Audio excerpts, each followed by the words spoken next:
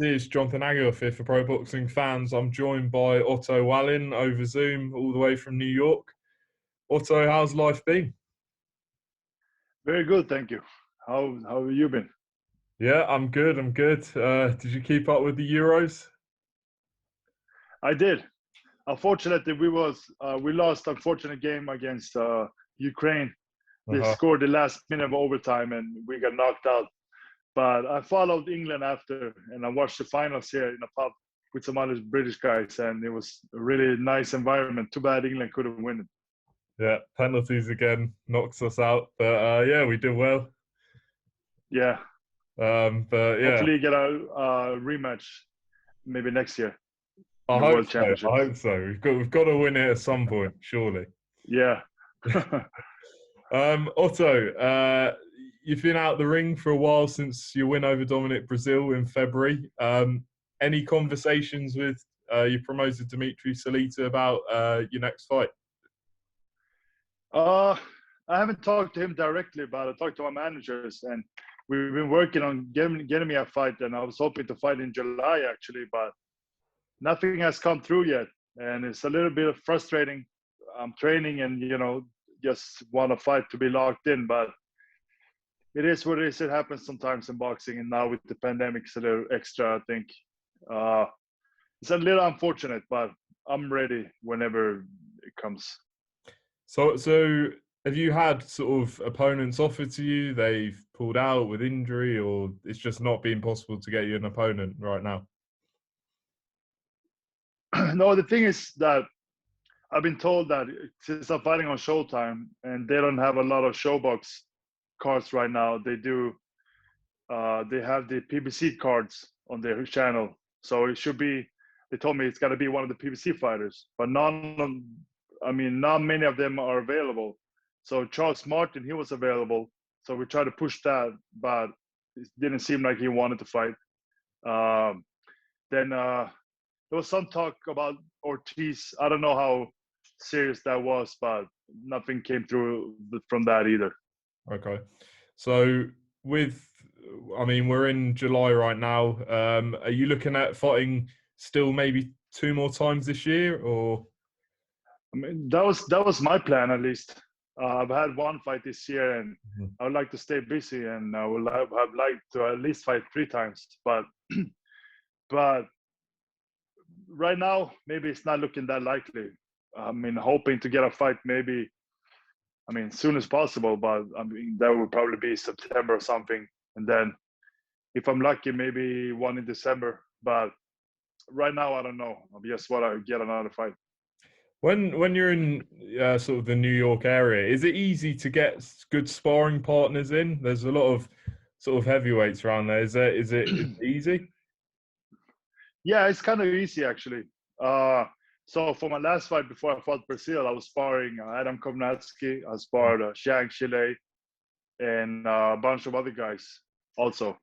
So it's pretty good actually, and it's a big difference from where I'm from in Sweden and in Denmark where I was living before. There wasn't much sparring around there, so it's really good for me here with all the sparring.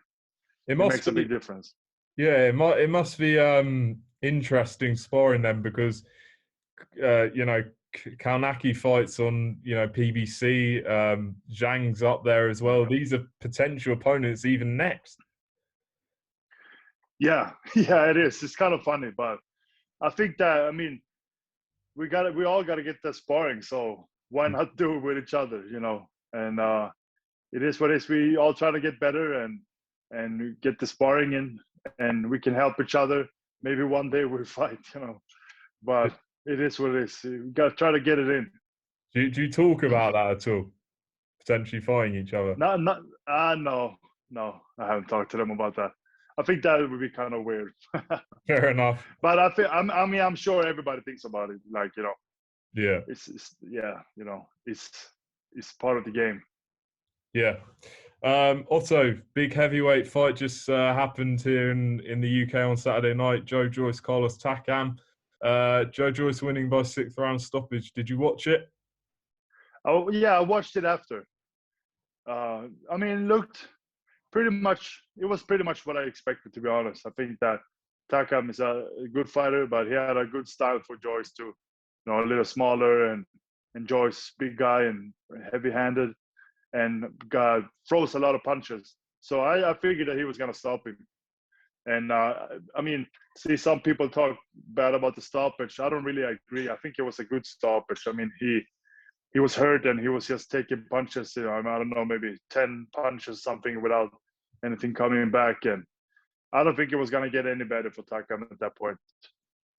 Did you think, were you impressed with Joe Joyce? I mean, he came in for some criticism for taking quite a few punches early on, but as you say, he got the stoppage and got the job done. So what did you make of how he performed? I mean, that's his style. He doesn't have great defense. I think his offense is his best tools. So, you know, he's got a good chin, fortunate for him. And he can throw a lot of punches, and he seems to throw a lot of punches for the whole fight. So I think that's his best weapon. And if he's going to fight somebody that can be, you know, a little smarter, he's not the fastest guy. So I think that, you know, somebody a little smarter and can hit him solid shots, I think it would be tougher for him. But I think a guy like Takam, dangerous, but it was a good style for him. How dangerous do you think Joyce is to the likes of Anthony Joshua, who he's now mandatory for? We don't know when that fight might happen because of, you know, the Usyk fight, then possibly Tyson Fury or Wilder. But, you know, with a guy that just seems to take punches and it doesn't seem to ever bother him, how dangerous do you think he could be? Because if you can't get rid of him, how do you beat him?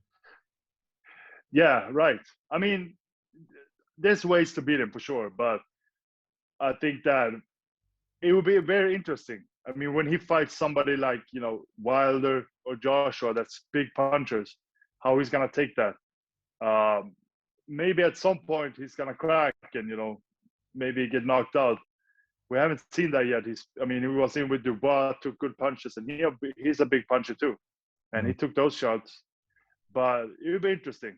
I remember Joshua when he was coming up early on, and he fought Kevin Johnson, and Kevin Johnson has gone, you know, distance with everybody, you know, Klitschko's and everybody you can think of. And then Joshua came in and I think dropped him in the first round and finished him in the second round. And I'm honestly, I'm still impressed with that he took out Kevin Johnson that easy. So, Yeah. No, if you're right there to get hit by those guys, it's not very good. So I think at some point he might crack. Okay. His promoter Frank Warren said that he's going to fight in October. You know, keep himself busy. That's what they're talking about. Is Otto Wallin, Joe Joyce a possibility? Yeah, I think that's a possibility. I get asked this a lot by, you know, different guys. So you want to fight this guy, you want to fight that guy. Yeah, I mean, I'm a fighter. I fight anybody. It just comes down to, does it make sense? Would like to, you know, if there's a big risk, it should be a big reward and maybe an eliminator or something. So I think would be what it takes to make that happen. Okay, so potentially, we don't know yet. Yeah, I haven't heard any, but I mean, I'm open to these guys. Okay. We heard that Anthony Joshua, Oleksandr Usyk was announced, Tottenham Hotspur Stadium, September 25th. Your thoughts on that fight, Otto? I think that could be a good fight. I think that Usyk, you know, was a great cruiserweight, maybe one of the best ever. And he hasn't looked that great at heavyweight. He had the fight with Witherspoon and Chisora, which wasn't great, but I think styles makes fights, and I think he might rise to the occasion also and step it up a little bit with Joshua. I think Joshua will be the favorite to win, but I don't think it's going to be easy. But if Joshua can use his size and strength and punching power, I think that he can stop him.